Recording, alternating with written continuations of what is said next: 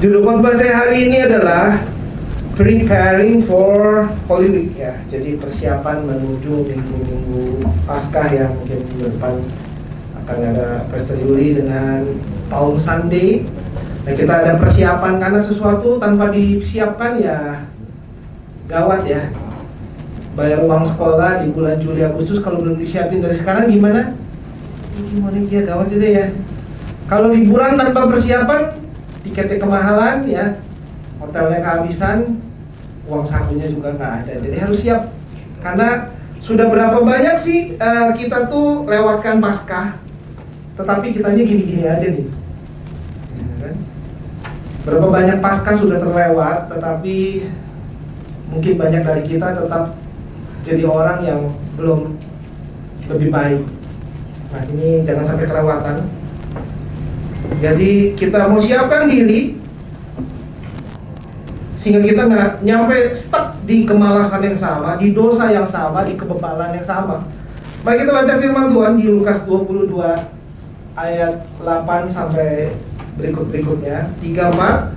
Lalu Yesus menyuruh Petrus dan Yohanes, katanya, "Pergilah, persiapkanlah perjamuan Paskah bagi kita supaya kita makan." Kata mereka kepadanya, "Di manakah engkau kehendaki kami mempersiapkannya?" Jawabnya, "Apabila kamu masuk ke dalam kota, kamu akan bertemu dengan seorang yang membawa kendi berisi air. Ikutilah dia ke dalam rumah yang dimasukinya." Lanjutnya, "Dan katakanlah kepada tuan rumah itu, Guru bertanya kepadamu, di manakah ruangan tempat aku bersama-sama dengan murid-muridku akan makan Paskah? Lalu orang itu akan menunjukkan kepadamu sebuah ruangan atas yang besar yang sudah lengkap. Disitulah kamu harus mempersiapkannya. Maka berangkatlah mereka, dan mereka mendapati semua seperti yang dikatakan Yesus kepada mereka. Lalu mereka mempersiapkan Paskah. Kita dimodalin sama Tuhan ya kan, karena kita disuruh asal kitanya nurut. Nah, kita lihat di nextnya nggak apa-apa, itu ada pengulangan. Kita lihat bahwa ayatnya bilang, "Pergilah, persiapkanlah perjamuan Paskah." Dikatakan pergi. Berapa banyak dari kita ketika kita diminta untuk pergi, entah itu kita pergi untuk mengontak saudara yang mungkin udah lama nggak ibadah lagi. Udah 10 chat saya coba, udah 10 poster saya kirim, tapi tidak ada gubrisan. Keselamatan masing-masing, waduh, ya kan? Tapi udah mau Paskah nih guys, coba disenggol kiri kanannya, ya, udah mau Paskah ya. Jadi jangan pahit hati, jangan capek hati, ya kan, sama orang-orang yang memang sibuk dengan dirinya. Tetapi kalau kita mau teladani Kristus, Tuhan Yesus itu tidak sibuk dengan dirinya. Dia datang kepada kita yang berdosa, ke kita yang nggak minta, ke kita yang nggak menganggap, ke kita yang nggak tahu terima kasih. Jadi ketika kita kontak orang, ketika kita ngajak mereka, ketika kita doakan mereka, ketika kita tanyakan, "Kok udah lama nggak datang ibadah?" Terus mereka jawabannya cuma jempol, ya kan? Katanya ada studi mengatakan bahwa jempol itu sangat menjadi hal yang menyakitkan hati para Gen Z katanya. Jadi kalau dikasih emoticon jempol, bagi kita jempol, bagi mereka katanya sesuatu yang nggak cocok gitu kan ya. Jadi memang apapun respon mereka, kita harus pergilah, ya, persiapkanlah Paskah. Ayat 9-nya kata mereka kepadanya, "Di manakah engkau kehendaki kami mempersiapkannya?" Nah ini, tanya Tuhan di mana. Kalau kita kebiasa tanya Tuhan, pasti kita tanya Tuhan ketika kita mau pilih jodoh. Coba lihat bagian milih, yang lagi mau pilih jodoh, kita lihatin orangnya. Jangan terlalu terang-terang. Ya, jadi kalau kita mau pilih apapun itu, kita mau tanya, ada berapa banyak dari kita resolusi tahun barunya malah mau pindah kerjaan katanya. Nanti tahun depan bilang mau pindah kerjaan lagi. Nanti akhir tahun lagi pindah kerjaan lagi. Yang salah perusahaannya, bosnya atau kitanya? Nah, yang ngomong kita sendiri ya.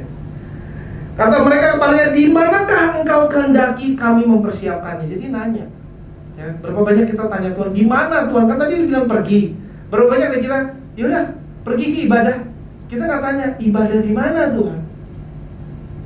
ibadahnya ajak siapa Tuhan? Minggu ini kita mah ya, kalau udah nge-text orang yang itu udah 5 kali, udah nggak akan pernah. Pokoknya saya nggak akan pernah kontak dia lagi, karena keselamatan masing-masing. Nah jangan ya. Ini udah mendekati Paskah ya, harus ada semua kepahitan bukan dibuka ya, dibuka besar-besar dan mengamuk, jangan. Kata mereka kepadanya, di manakah engkau kehendaki kami mempersiapkannya? Mereka berkumpul bersama-sama komunitas, bersama-sama satu kelompok, di mana mereka bersama-sama nanya di mana. Karena yang nanya mereka, bukan salah satu dari orang itu, tapi mereka bareng-bareng nanya di mana Tuhan. Tapi kita sering kali berkomunitas sama orang-orang yang mungkin tanya Tuhannya cuma 1%, tapi kita stay di sana. Lalu kita bingung kenapa kita begini-begini aja hidupnya. Lalu kita bingung, kita udah baca firman Tuhan, tetapi kerohanian kita bantet-bantet aja. Karena di sini mereka bergaul, kata mereka kepada Tuhan. Mungkin komunitas kita berada, mereka nggak nanya Tuhan. Mungkin kita mau nanya Tuhan, tapi ketika kita berkelompok sama mereka, kita mulai bingung, kita yang salah apa yang salah ya. Akhirnya kita nggak nanya Tuhan lagi. Akhirnya kita bingung, pergilah, persiapkanlah. Di mana? Kan kita nggak nanya. Kita nggak nanya sembarang jalan, ya percuma ya. Tuhan suruhnya A, kita ngambilnya Z, kejauhan. Tanya sama Tuhan. Mungkin selama ini kita udah lama tidak berdoa. Terakhir berdoa itu di taman kanak-kanak ketika kita sambil bernyanyi, suruh lipat tangan, ya kan? Kejauhan ya. Ada lagunya ya, bener ya. Wah ketahuan ya. Ini nggak salah namanya Lia, Bapak Ibu Saudara. Kalau mau masuk surga, ntar pulang jangan lupa salaman, kenalan masing-masing namanya. Ada Elia, Bapak Ibu Saudara, yang pasti masuk surga pakai kereta dengan api. Jawabnya apabila, ayat 10, jawabnya apabila kamu masuk ke dalam kota. Nah ini, apabila kamu akan masuk, kalau kamu nggak nanya dan kamu nggak pergi, kamu nggak akan pernah masuk. Nah kalau kamu nggak akan pernah masuk, maka di bawahnya nggak akan terjadi hidup kita. Makanya kita bingung, kenapa hidup kita gini-gini aja, kenapa keluarga kita gini-gini aja. Mungkin kita nggak, ketika kita disuruh pergi, kita nggak mau, capek Tuhan, mager ngeri lah. Ngeri, beli barang naik turun harganya ya. Tadi ngobrol sama Willy ya Pak, Ko Daniel juga, kalau emas, tembaga pada naik, dolar pada naik, nanti kabel jack semua naik, gawat ya. Senar naik, gimana ya? Berkat kita juga naik, amin Bapak Saudara. Iya, katanya emas naik, tembaga naik, senar naik, colok kabel naik ya. Ngeri juga, untung ada made in China. Oh enggak ya, enggak boleh, enggak bagus ya. Enggak tahu juga ya. Apabila kamu masuk ke dalam kota, kamu akan bertemu dengan seseorang yang membawa kendi berisi air. Ikutilah dia ke dalam rumah yang dimasukinya. Ketika kita disuruh ikut aja, aduh nggak bisa saya ikut, kenapa? Ntar pas pulang komsel, pas saya tanya, nggak nyambung sih temen ibadah saya. Hamba Tuhannya nggak nyambung. Temen di kiri kanan saya nggak masuk. Dia nggak peduli sama saya. Nggak, kalau Tuhan suruh ikutilah dia. Dia itu belum tentu ada manfaatnya buat kita. Pokoknya kalau Tuhan suruh ikutilah iya. Nggak ribet. Kalau kita mau persiapkan Paskah, orangnya jangan terlalu ribet. Kalau Tuhan minta suruh pergi, pergi aja. Karena kalau kita overthinking, kita bingung, aduh, kok ada beberapa bangku agak liburan orangnya ya. Kalau gitu saya juga liburan. Kata Boni minggu lalu. Tapi minggu ini gitu, dia datang ya kan dulu kan. Kemarin pas bulan dia bilang, pada liburan, kalau gitu Ai juga liburan. Katanya gitu kan. Terus aku ngobrol sama istri, dia juga liburan. Kalau gitu minggu depan kita juga liburan. Nanti ada ibadahnya ya kan. Nah makanya ikutilah dia ke dalam rumah yang dimasukinya. Itu memang kita nggak pusing ya. Orang-orangnya mau pada liburan, ya dia liburan. Nanti mereka pulang, kita baru dapat perkataan untuk liburan. Bapak Saudara, amin. Amin. Iyalah gantian ya. Semangat sekali kayaknya pas bicara gantian ya. Ayat berikutnya, dan katakanlah kepada tuan rumah itu, guru bertanya kepadamu. Ini agak begitu memang Tuhan kalau nyuruh. Sejak kapan tuh orang kenal kita, terus dia bilang guru, kata orang gini, guru siapa? Ya kan? Orang kan gitu kan, guru siapa sih? Kok pede amat? Ngomong ke dia, guru katanya. Guru bertanya kepadamu. Nah itu yang kalau Tuhan udah suruh, nggak usah dipikir panjang. Tuhan kalau saya ngelakuin ini semua, sisanya berapa? Sisanya nanti berapa nih? Nggak usah banyak mikir. Kalau yang namanya ngasih, itu memang teladan Kristus dalam menyambut Paskah. Dia datang, dia ngasih, bukan ngambil. Dia datang untuk ngasih. Berapa banyak dari kita pusing masalah karena kita pelit? Benar? Iya kan? Iya, bertobat.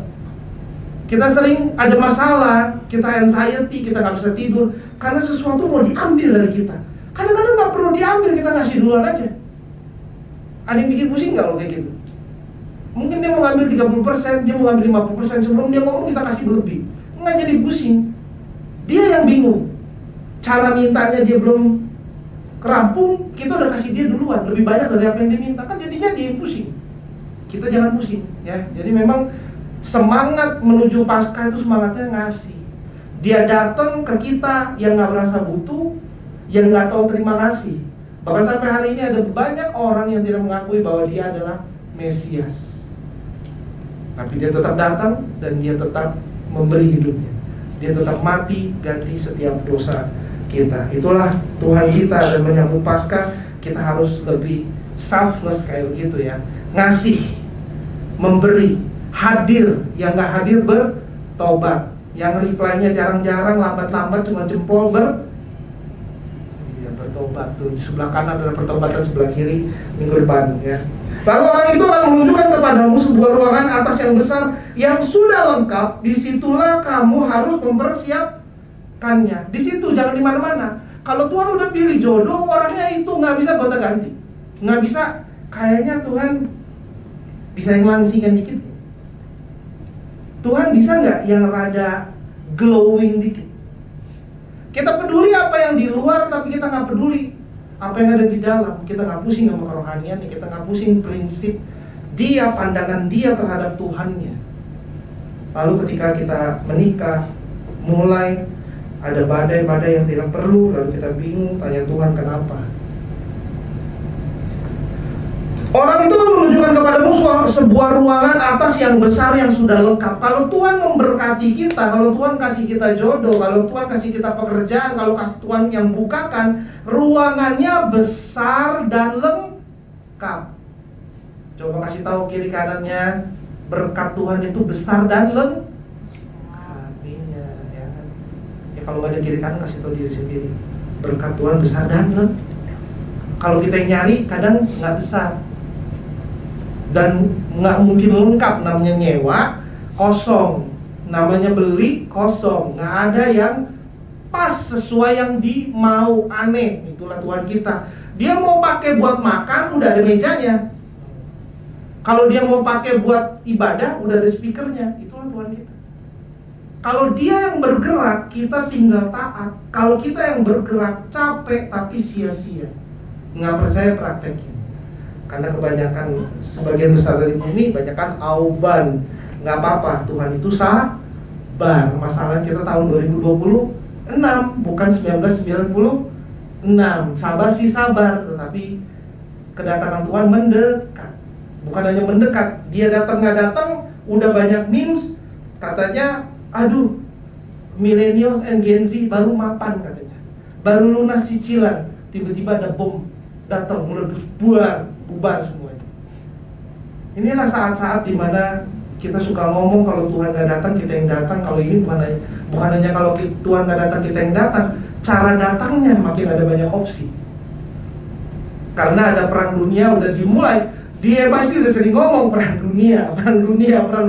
Tapi kali ini makin rame, ya, debat-debatnya makin rame, ya. Ketika tuh kita tanya Tuhan, di manakah Engkau kehendak kami mempersiapkannya? Tuhan itu jawab, ikutilah dia. Nah kalau kita nggak tanya gimana?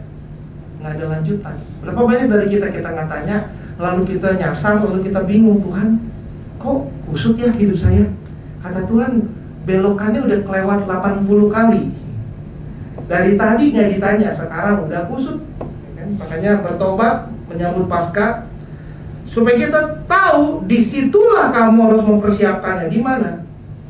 Ya di situ. Kalau gereja di mana? Ya di MIC. Kasih tahu kiri kanan dong, MIC.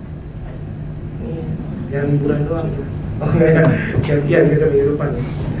Nah persiapan menuju Minggu Holy Week ini kita butuh ketaatan ya. Pergilah, ikutilah dia ke dalam rumah yang dimasuki dan katakanlah kepada tuan rumah itu, guru bertanya kepada, di manakah ruangan tempat aku bersama-sama dengan muridku akan makan Paskah. Nah, kita belajar taat aja kalau Tuhan suruh.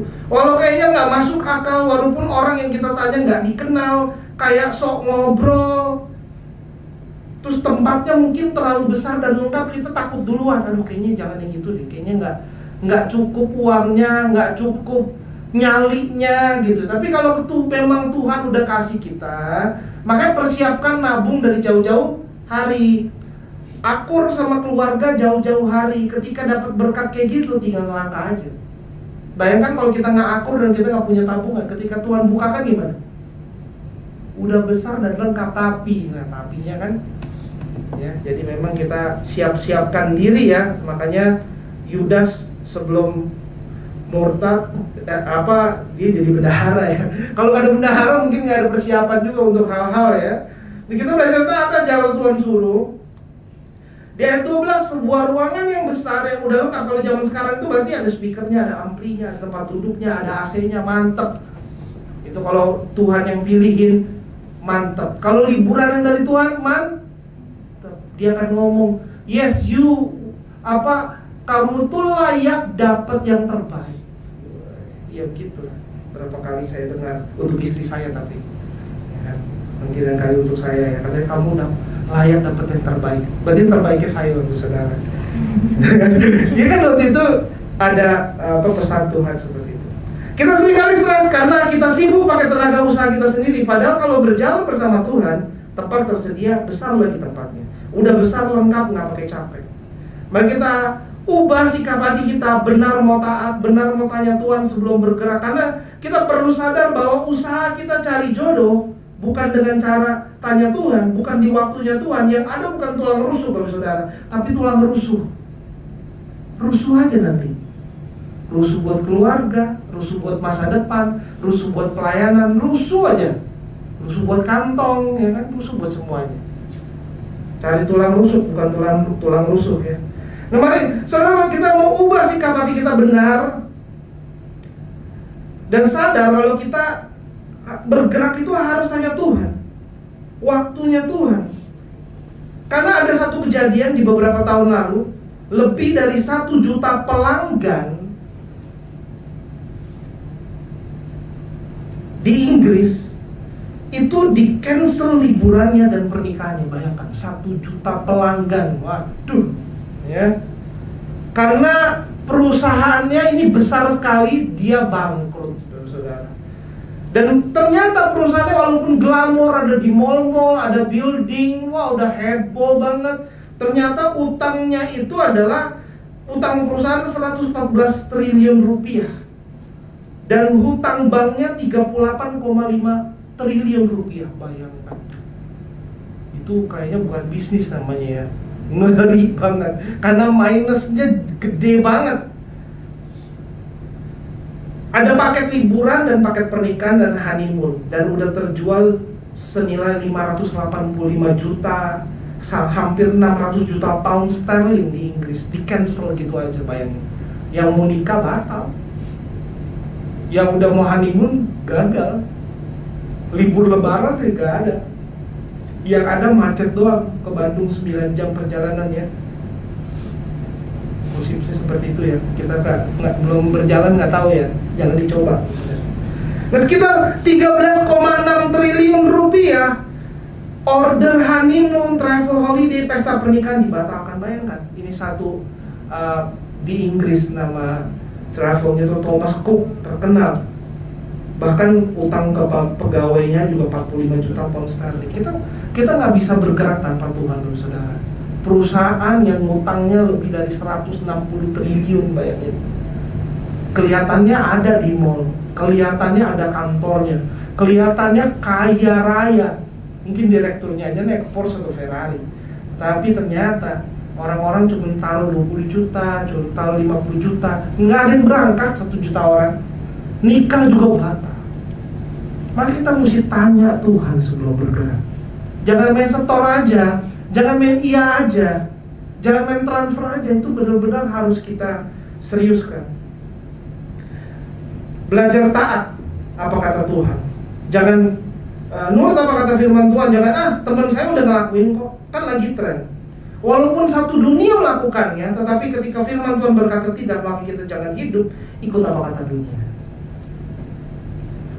Menuju Holy Week, minggu-minggu persiapan Paskah, minggu depan akan ada Pastor Yoli khotbah mengenai Palm Sunday.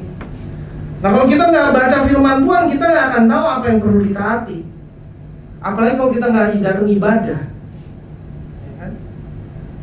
Diomong juga nggak dengar. Dengarkanlah firman Tuhan. Itu kan iman timbul dari pendengaran, makanya datang ibadah. Kita mendengarkan firman Tuhan di sini.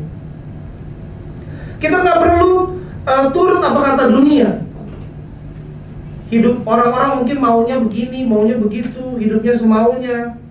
Kita nggak perlu apa kata dunia. Kalau Tuhan ACC baru oke. Kalau Tuhan nggak ACC, tanya terus sampai dijawab. Masa sih kedengeran kas dia ngomong? Masa Tuhan pencipta langit dan bumi kalau mau ngomong kita nggak bakal denger? Nggak mungkin. Dia pencipta segala-galanya loh. Dan dia sayang sama kita.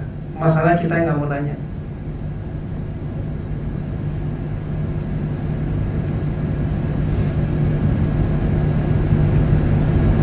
Disitulah kamu harus mempersiapkannya. Apa yang disiapkan? Salah satunya adalah mereka harus mencari apakah ada jejak dari ragi. Apakah ada remah-remah roti yang jatuh yang harus dibersihkan dari ruangan. Karena ragi itu merupakan simbol dosa atau pengaruh dosa, perbudakan Mesir. Maka saudara, kita harus bersihkan dulu semua dosa kita, semua empet, enek, keluhan, komplain, duka kita, kepahitan kita dalam hari-hari ini, semua kebencian kita. Jangan asal-asalan datang dengan hati yang siap menuju Holy Week. Jangan sampai Paskah begitu aja kita lewatkan.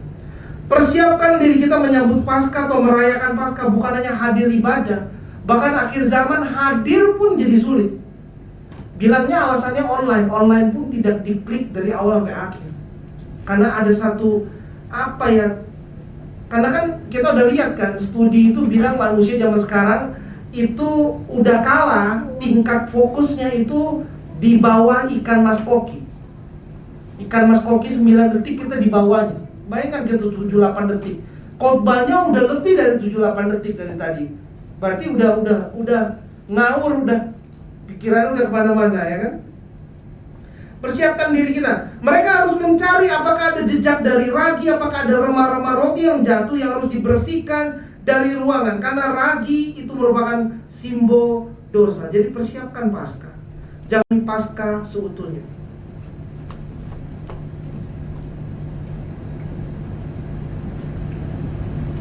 Kita baca firman Tuhan di Markus 11 ayat 15. Oke. Jawab bareng 34. Lalu tibalah Yesus dan murid-muridnya di Yerusalem. Sesudah Yesus masuk ke bait Allah, mulailah ia mengusir orang-orang yang berjual beli di halaman bait Allah. Meja-meja penukar uang dan bangku-bangku pedagang merpati dibalikkannya. Dan ia tidak memperbolehkan orang membawa barang-barang melintasi halaman bait Allah. Lalu ia mengajar mereka. Katanya, bukankah ada tertulis, rumahku akan disebut rumah doa bagi segala bangsa, tetapi kamu ini telah menjadikannya sarang penjamah. Mungkin kalau Palm Sunday nanti Pastor Yoli minggu depan akan bahas. Tapi ya setelah dia sampai, ketika Tuhan Yesus sampai dalam persiapan menuju Paskah itu, dia malah bikin rusuh kayak gini. Hal-hal yang penting di mata Tuhan. Dia akan mengusir orang yang berjual beli. Dia akan membalikkan bangku-bangku pedagang, penukar uang. Dia tidak memperbolehkan orang-orang membawa barang melintasi halaman bait Allah. There's no respect, nggak ada keseriusan. Lalu ia mengajar mereka. Tuhan Yesus mengusir dan tidak memperbolehkan, intinya Tuhan menegur. Tetapi pertanyaannya, apa sikap kita ketika ditegur? Berapa banyak dari kita nggak latihan? Mungkin anak kita negur, teman kita negur, mungkin lingkungan kita negur. Tetapi berapa banyak dari kita ketika ada beberapa dari teman kita, mungkin ada orang di lingkungan kita kasih tahu, kamu tadi begini deh, barusan kayaknya salah deh, mendingan begini deh, kayaknya saya terluka deh, saya nggak suka deh. Tapi respon kita gimana? Mohon maaf lahir batin, kita lagi minggu-minggunya, tetapi di luar dari minggu ini mungkin kita nggak ada kesadaran untuk ke arah itu ya. Tuhan Yesus tidak memperbolehkan, intinya dia menegur. Berapa banyak manusia berlatih bebal dan tidak bisa terima teguran karena sehari-harinya nggak merasa salah. Pembenaran diri, marah-marah ketika ditegur. Padahal teguran itu baik buat kita. Mungkin orang tuanya dari kecil ketika dia jatuh yang digebuk lantainya. Ini lantainya bener-bener. Pernah ada yang lihat gitu? Ini wah bener-bener gitu. Yang disalahkan mejanya, yang disalahkan lantainya. Pernah ya? Pernah lihat kayak gitu? Mungkin dari kecil dia melihat seperti itu. Jadi ketika ada kesalahan, dia merasa bukan saya, mungkin lantainya, mungkin hal lain. Bahkan saya punya dulu pemain bass saya, Oce, itu pemain tentu five kayaknya, pemain bassnya. Itu dia kalau lagi nyetir pas nabrak, dia keluar, dia bilang, siapa yang taruh pohon di sini? Pohon yang salah, bukan skill nyetirnya, tapi pohon yang salah. Siapa yang naruh pohon di sini? Kelihatannya lucu, tapi beberapa kali memang kayak begitu. Tapi yang tipe orangnya gitu. Tapi memang sambil ketawa sih. Padahal teguran itu baik buat kita. Berarti ada orang yang peduli, punya tenaga, capek-capek mau kasih tahu, aduh kayaknya kamu harus gosok gigi. Akhirnya cuma ribut rumah tangga, cuma padahal tinggal gosok gigi aja. Ya kan? Padahal memang dari pagi belum gosok gigi kan. Tetapi pas ditegur gimana? Allah, kayak lu nggak bawa aja, lah panjang kan? Udah malam, udah mau tidur ya kan? Nggak gosok gigi dari pagi, malah dia yang lebih galak, ya kan? Ini memang teguran itu baik. Hargai orang-orang yang punya tenaga, capek-capek mau kasih tahu kita. Dan dalam konteks ayat ini Tuhan yang menegur. Harusnya sebagai ciptaan kita iya aja, manut aja, nurut aja, terima aja kalau ditegur. Nah kalau sehari-hari kita nggak bisa terima teguran, selalu pembenaran diri dan nggak merasa salah, maka akan sangat sulit kita terima teguran yang dari Tuhan. Makanya ketika kita baca firman Tuhan, cocok logi, kayaknya Tuhan baik deh. Nggak mungkin Tuhan kayak gini deh. Masa semua masuk neraka? Kalau kayak gini, mas saya juga masuk neraka dong. Iya, mesti kayak gitu kan. Jadi kayak, maksudnya masuk neraka. Kalau gitu pendeta juga masuk neraka dong. Ya harusnya iya. Sulit lah masuk dalam kerajaan sorga. Makanya harus kasih karunia Tuhan. Karena kalau kita berusaha pun sulit untuk menjadi holy di Holy Week. Tetapi bersama Tuhan tidak ada yang mustahil. Tuhan Yesus menegur dan memurnikan bait Allah. Mari kita belajar dari pribadi yang mau terima teguran. Mari perbaiki diri. Mungkin ya itu, miliki hati yang lembut terima teguran dan setia dalam proses pemurnian. Mungkin ada satu kejadian, anaknya nanya sama mamanya, "Mah, emangnya kalau kutu itu boleh dimakan?" Emaknya gimana ya? Kayak, ini kan di meja makan, jangan ngomong aneh-aneh. Kesel kan, habis orang udah masak, capek, panas, nanya aneh-aneh. Kutu boleh dimakan, ini dimakan, ini dimakan semua, jangan kutu-kutu dimakan. Dia marah-marah mamanya. Terus akhirnya makan udah kelar, mamanya nanya, "Emang kenapa tadi?" "Enggak, tadi di mangkok mama, di sopnya banyak itu kutu, saya lihat, udah ketelen." Ini berapa banyak dari kita sebetulnya kita mau ngomong baik-baik sama keluarga kita, sama saudara kita, sama teman kita, tetapi responnya gimana? "Oh udah gitu doang, apa sih?" Ya kan gitu kan. Padahal coba kita tangkap, siapa tuh ada hal-hal yang bisa membangun diri kita dan betapa indahnya keluarga kita, saudara kita, rekan kita, teman kita mau kasih tahu untuk kebaikan kita. Tetapi karena kita nggak jaga hati begitu lama, yang kita tangkap adalah apa sih? Resek ya. Perasaannya kayaknya orang lain yang kayaknya urus diri lu dulu deh. Kayak lu yang paling bener aja. Suka kayak gitu-gitu kan. Ingat, padahal anaknya udah bilang, "Mah, emang boleh dimakan itu?" Karena udah masukin mama punya mulut berapa kali nih, masih ada 2 nih.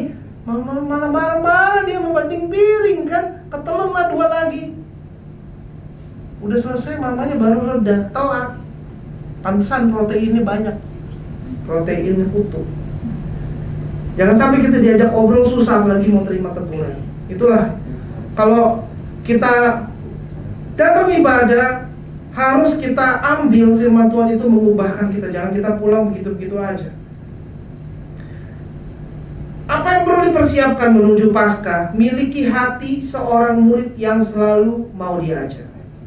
Ya, jadi memang kita harus bisa mudah untuk diajar. Jangan sampai orang mau ngomong kutu segan, kutu ketelan, ya kan?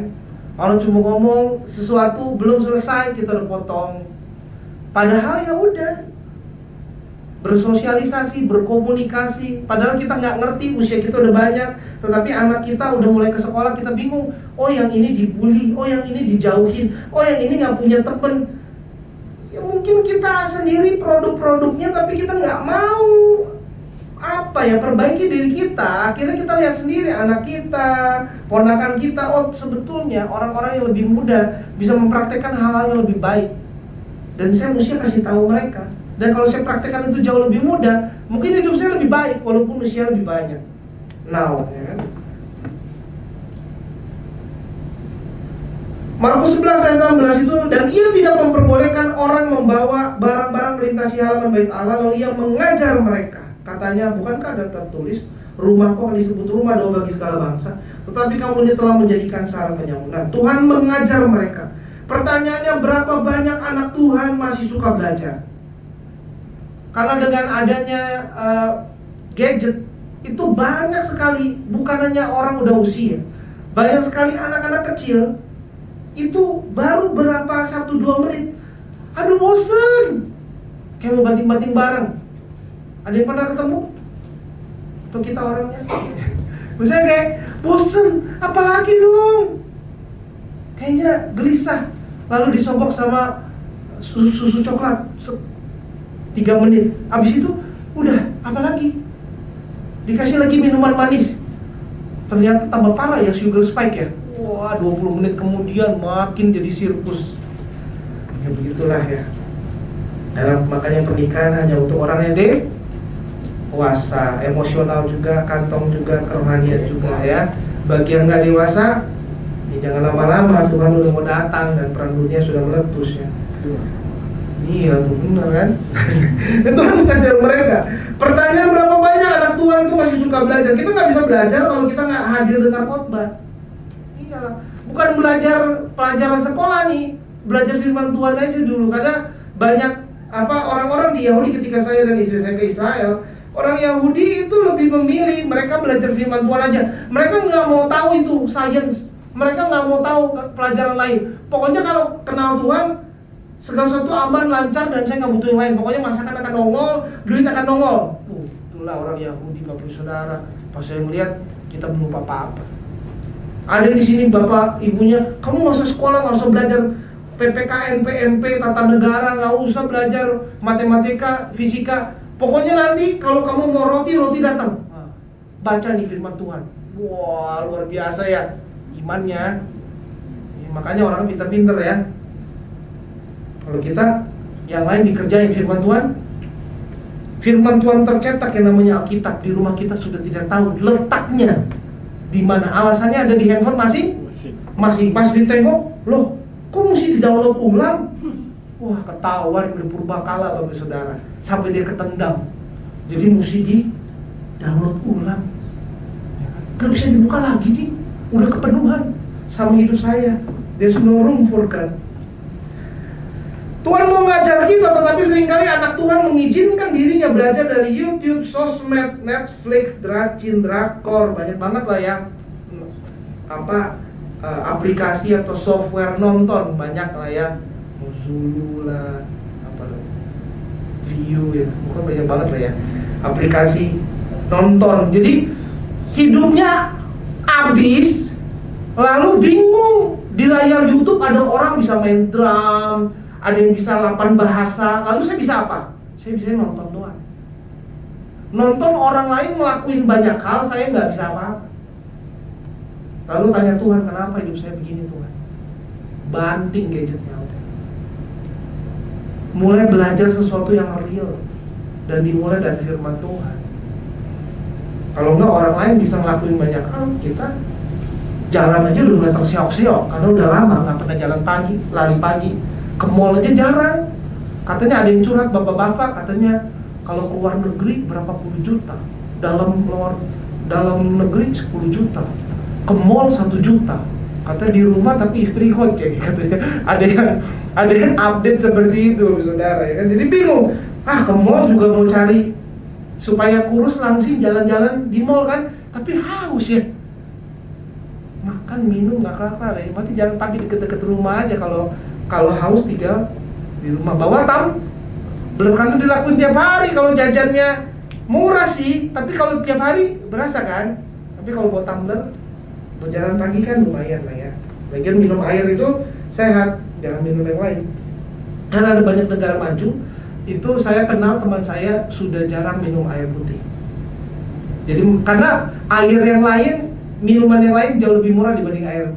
Jadi mereka minum yang lain selain air mineral. Ya, tapi bahaya untuk kita di Indonesia. Minum air yang banyak, ya, itu sehat.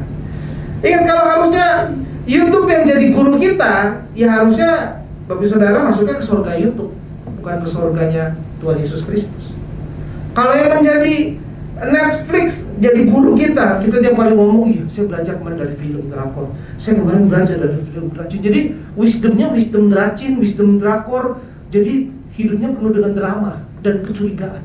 Dikit-dikit lagunya ada biolanya, ada brass sectionnya, king, tegang mulu. Jadi kalau ketemu orang susah percaya, kayaknya tegang, kayaknya dia jahat, antagonis. Semua antagonis, sampai kita ternyata yang jadi antagonis di sekeliling kita. Karena kebanyakan nonton drakor, dracin kayaknya paling parah kayaknya. Karena dracin itu nggak ada yang di bawah 45 episode, ya kan? Itu masuk neraka beneran kayaknya, saudara. Karena zaman dulu kalau anak kecil tuh nggak boleh main RPG, role playing game, karena ngabisin waktu, pasti masuk neraka. Ya memang nggak ada waktu, tantrum. Nah kalau zaman sekarang gitu kan, episode 45, 100, udahlah. Dracin paling parah ya, bukannya belain yang drama Eropa, drama lain. Berapa banyak anak Tuhan sibuk komplain, khotbahnya lucu, salah, nggak lucu, salah, kepanjangan, salah, kependekan, baru WC udah kelar katanya, salah lagi. Banyak facts, banyak pengajaran, ngantuk katanya. Satu ayat diputer-puter, lucu, ketawa-tawa, pas pulang 70%. Saya pernah nangkep, nggak ada isinya katanya. Nggak ada isinya, kayak beli tahu aja macam. Nggak ada isinya katanya. Dikasih isi yang banyak nggak mau gigit. Nggak ada isinya, nggak ada manfaat, bingungnya. Makanya kita ingat, banyak manusia modern mungkin sibuk berkomentar, tetapi kita nggak sibuk memakan firman Tuhan menjadi kuat. Tuhan mengajar dan berkata, bukankah ada tulis seperti Tuhan ngomong, seharusnya kalian tahu. Ada kayak misalnya ada tertulis kan. Nah itu kita bisa lawan iblis, setan, anxiety, apapun yang datang di dalam hidup kita. Kalau kita baca firman Tuhan, kita tahu ada tertulis. Kita bisa nyaut gitu loh ya.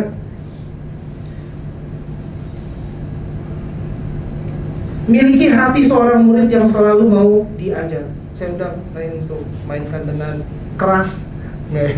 Mainkan dengan keras boleh, lembut boleh.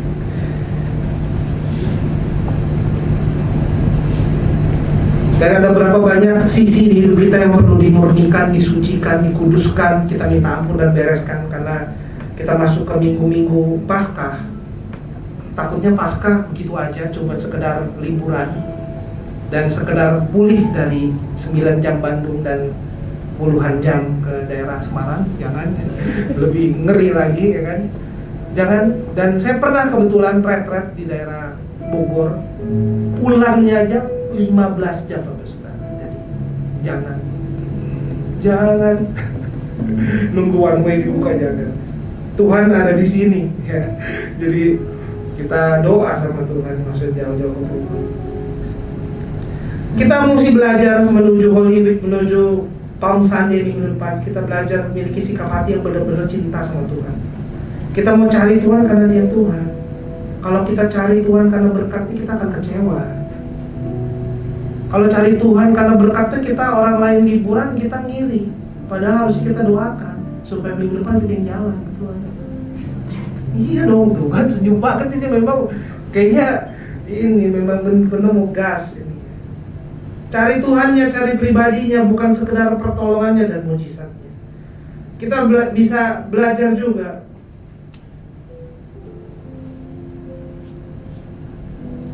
Kita mau cari Tuhan karena Dia Tuhan. Cari pribadinya, bukan cari mujizatnya. Apa yang perlu dipersiapkan ketika kita mau menuju Holy Week ini? Miliki sikap hati yang hanya mengandalkan Tuhan. Tadinya tanya Tuhan, di mana Tuhan? Disitulah, pergilah, katakanlah. Tanya ke orang itu. Saya kenalnya ini. Yang kenal jangan ditanya, yang di sono, yang Tuhan suruh. Tapi kita bilang kita mau nyamannya. Oh kalau kayak gitu, saya perginya sama temennya. Kagak, kata Tuhan. Caranya, timingnya, waktunya, kemananya Tuhan yang pilih. Karena hidup kita sudah dibayar lunas. Hasilnya terserah Tuhan. Kalau kita yang paksa, hasilnya terserah siapa? Terserah kita. Capek. Capek gak memanipulasi dunia yang sudah dimanipulasi sama banyak orang-orang? Ya kan kita gak bisa pengaruhi harga bensin ya. Kita mau manipulasi apa lagi ini? Kehidupan dolar sudah begitu, emas sudah begitu. Janganlah kita memanipulasi, tetapi biarkan Tuhan yang memastikan ujungnya pasti indah. Makanya taat aja. Pergi ketika Dia suruh pergi, tanya ketika Dia suruh tanya, lakukan sesuai dengan apa yang Dia mau.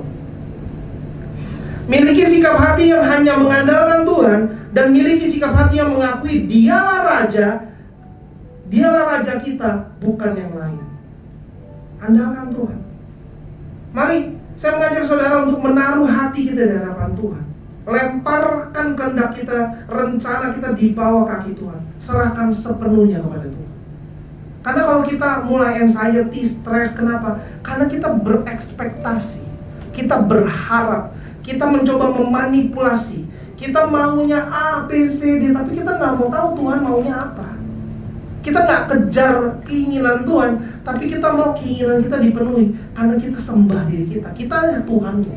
Self worship. Kita sembah diri kita. Yang penting yang saya mau harus terjadi. Kalau enggak saya bikin rusuh. Tantrum, cuma masalahnya usia kita udah banyak, udah nggak mantas. Mari lemparkan kehendak kita, rencana kita di bawah kaki Tuhan.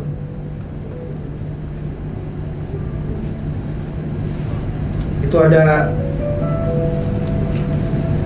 tentara DOS, private DOS. Dia di tengah menuju pasca pribadi yang nggak egois. Tentara yang baca firman Tuhannya mencolok sering banget sampai dijadi dibully karena dia pegang terus firman Tuhannya.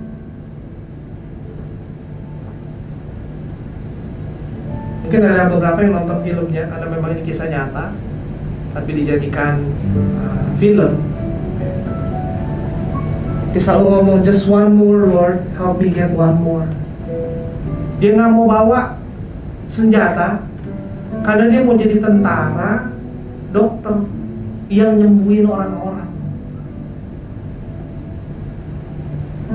Karena dia waktu dia kecil, dia lihat ada satu gambaran di mana Kain dan Abel. Kain itu berdiri di mayat berdarah dia punya brother. Dia ngelihat gambaran kayak begitu, dia merasa kayak apa ciptaan Tuhan kayak gimana sih itu, makhluk-makhluk awal begini amat, ngeri amat. Akhirnya dia nggak bisa mencabut nyawa seseorang. Dan itu menginspirasi dia dari kecil. Dia nggak mau bunuh orang. Tetapi dia capable, dia kuat, dia pintar, dia jago. Dia masuk dalam tentara dan benar tanpa memegang senjata, tetapi dia megang Alkitab. Dia baca terus menerus. Orang lagi perang, dia bukan bawa senapan, bawa apa, dia bawa Alkitab. Dan ini kisah nyata loh ya, bukannya suatu hari ada orang kayak gini, ini memang ada orang benar-benar cinta Tuhan kayak begitu. Dan kita perlu belajar.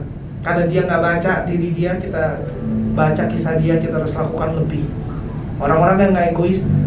Di perang Okinawa di tahun 1945, jarak 400 kaki, dia selamatin orang.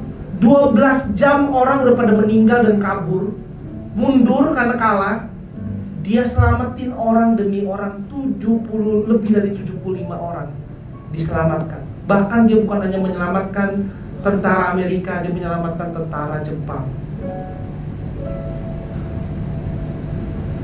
Dia ketemu musuh, ditusuk, ditembak, malah dibalut, diangkut, disuruh sembuhin. Lebih bingung orang-orang temennya lah. Ini bagaimana? Bagaimana ini? Bukannya tadi nembak kamu kok? Kalau kita punya hati seperti Tuhan Yesus Kristus, kita menuju Paskah, dan kita melihat ada orang-orang yang mencoba mengejar apa yang diteladankan oleh Kristus, kita mungkin keributan rumah tangga akan makin minim. Karena tentara Jepang yang tembak dia aja dirangkul, diobatin. Segen tentara Jepangnya juga. Dan ketika dia hampir meninggal, itu banyak banget luka dari sniper.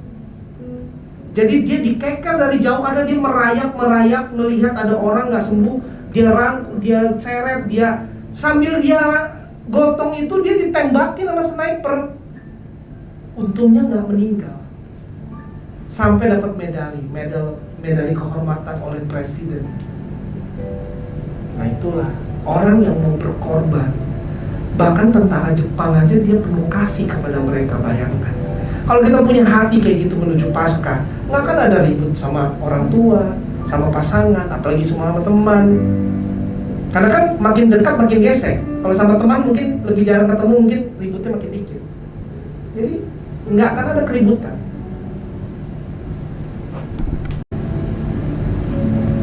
Kita mesti hidup seperti tadi tentara DOS itu hidup karena dia nggak egois, ya. Kita lihat orang-orang egois, dia nggak mau kasih hidup sama Tuhan, dia nggak mau mengandalkan Tuhan dan miliki sikap hati ngakui dialah raja, bukan yang lain. Mungkin manusia modern mengetuhankan uang, tapi kita belajar bahwa the richest man in the history of the world, Raja Salomo, tahu gak sih? Dia punya kuda itu lebih dari 40.000. Bayangkan. Ada yang pernah baca? Satu orang punya kuda lebih dari 40.000 pada zamannya. Orang yang kaya raya, tetapi dia tetap ketika dia menulis kitab pengkhotbah, gimana? Semua adalah sia-sia. Kita lihat bahwa orang yang punya banyak harta, dia bilang itu sia-sia. Karena seringkali harta itu yang menjauhkan kita dari Tuhan. Sedangkan kita yang ada di depan mata kita enggak. Kita khawatir, aduh nanti gimana besok? Aduh nanti gimana? Besok urusan besok. Yang mana sekarang kita makan sebagian, tabung sebagian. Gitu aja kan ya. Jangan khawatir kejauhan, akhirnya kita marah-marah sekarang. Akhirnya yang sekarang gak bisa dinikmati karena anxiety akan hal yang jauh. Apakah kita sudah menyembah yang lain, mengandalkan yang lain seperti uang misalnya? Padahal tadi ketika kita ke sekolah minggu, kita percaya ketika kita doa, ketika anak sekolah minggu, ayo doa, nanti kalau doa papa mama pasti gak berantem lagi. Dia doanya sungguh-sungguh. Tapi saudara kalau lihat anak sekolah minggu doa gimana? Dia merem Tuhan Yesus. Kadang Tuhan Yesus lagi, juga kadang bingung Tuhan Yesus. Lucu banget ya. Tuhan Yesus kayaknya benar-benar Tuhan benar gitu loh. Tapi kalau zaman sekarang, Tuhan udah tahu lah. Gitu doang paling. Tuhan udah tahu lah. Ya, tapi kita nggak doa, Tuhan tahu, kita nggak minta sama Tuhan, kita nggak berdiri, kita nggak berlutut di hadapan Tuhan lagi. Kita cuma alasannya Tuhan udah tahu lah hidup saya. Kalau dia mau tolong, dia bisa tolong.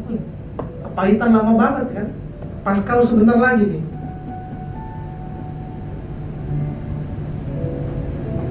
Tuhan mampu lakukan segalanya, tetapi kondisi iman kita hari ini banyak dari manusia lebih percaya kalau ada duit semuanya beres. Padahal pemimpin Tata Motors India yang ngebeli perusahaan Jaguar, ngebeli perusahaan Range Rover, bukan beli satu mobil Range Rover seharga 3 miliar, bukan, ngebeli perusahaannya. Mana direktur-direkturnya lompat dari hotel di Thailand. Coba bayangkan, ngapain dibeli perusahaan orang kalau mau lompat bunuh diri, udah meninggal. Uang. Seringkali malah begitu. Makanya hargai apa yang ada. Jangan andalkan yang lain yang bukan Tuhan.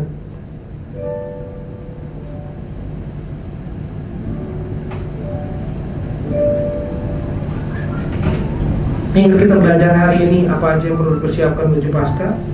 Belajar untuk bersihkan diri dari ragi dan hidup bebas dari kuasa dosa.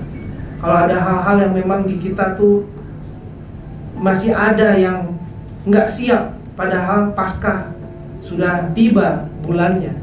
Saya juga kaget kan, kita seakan-akan baru Natal ya, dia Jumat Agung dan Paskah lagi. Nanti di Paskah ada lagi resurrection-nya, cepat sekali ya. Nanti tengah tahun lagi itu Natal lagi. Berapa banyak Natal dan Paskah kita lewati begitu aja. Tapi kita nggak ada niat untuk pertobatan, tetapi perang dunia sudah meletus. Waktu semakin menipis. Miliki hati yang lembut, terima teguran dan setia dalam proses pemurnian.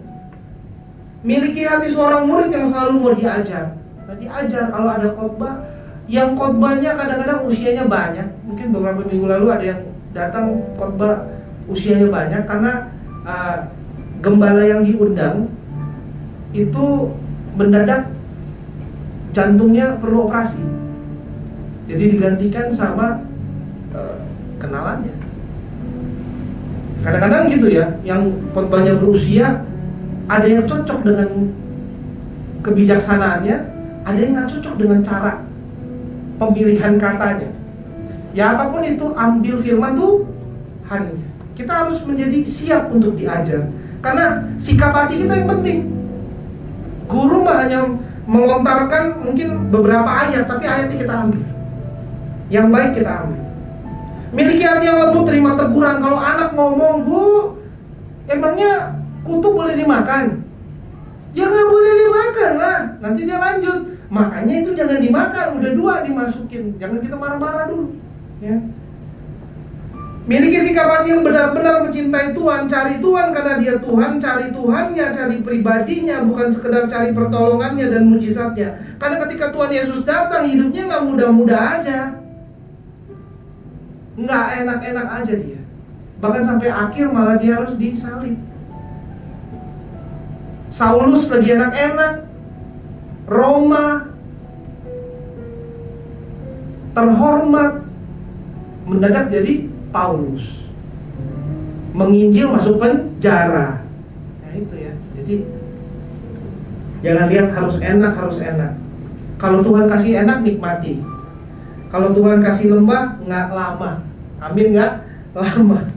Miliki sikap hati yang hanya mengandalkan Tuhan, dan miliki sikap hati yang mengakui Dialah Raja kita, bukan yang lain. Jadi jangan andalkan yang lain ya. Walaupun kiri kanan kita ngandelin yang lain, ngandelin aplikasi, ngandelin bank account, ngandelin yang lain, kita jangan kepincut. Makanya seringkali kalau nggak bisa, dia di delete aja aplikasinya, supaya nggak usah dibuka sosial medianya, supaya nggak ada yang ngajarin kita di luar dari apa yang Tuhan mau. Karena seringkali yang tampil-tampil yang NPD itu biasanya orang-orang yang bukan, ini namanya narcissistic personal disorder, supaya dia terkenal, bukan make Jesus famous, benar gak sih? Tapi kita dengerin lagi, pasti bukan Tuhan yang ada di sana. Mari kita berdoa. Tuhan Yesus, kami satu hati berdoa. Tuhan, kami rindu Tuhan pulihkan setiap kami. Kau tahu Tuhan, kami mau menghargai apa yang Tuhan berikan. Kami mau memperingati Tuhan dalam minggu-minggu ke depan ini Tuhan, betapa kasih Tuhan yang begitu besar bagi setiap kami Tuhan. Tuhan, kami, mari kita berdoa kalau kita teringat ada dosa, ada pelanggaran, ada kecenderungan yang kita ulangi dan kita pikir Tuhan, Udah lama kita nggak minta ampun dan kita begitu-begitu aja. Tapi siang hari ini, Tuhan, kami satu hati berdoa, Tuhan, di ruangan ini, bahkan yang menonton, Tuhan, di online, Tuhan, kami satu hati berdoa, Tuhan, kami mau dimampukan untuk bertobat dan disingkirkan setiap ragi, setiap hal-hal kenajisan, segala hal-hal yang gak bersih dari hidup kami. Kami usir keluar dari tubuh jiwa roh kami di dalam nama Tuhan Yesus. Kami mau bersih dan siap mengalami Paskah seutuhnya, Tuhan. Kami gak mau kehilangan momen tahun 2026. Paskah ini akan menjadi Paskah yang luar biasa bagi setiap MIC-mu, Tuhan. Kami berdoa, Tuhan, biarkan kami punya hati yang lembut, mau diajar, mau terima teguran, dan kami mau cintai Tuhan apa adanya, Tuhan. Bukan karena apa yang Tuhan perlu kasih kepada kami, tetapi apa yang Tuhan pernah kasih bahkan sama kami, dan karena memang Tuhan layak dapat yang terbaik dari setiap kami. Kami serahkan, Tuhan, setiap dari kami.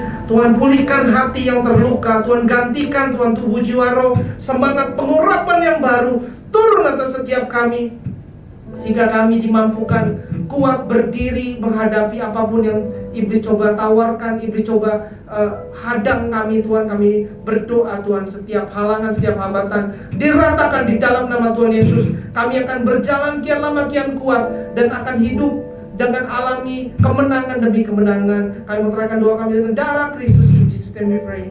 Amen. Amin. Saudara diberkati dengan firman Tuhan hari ini.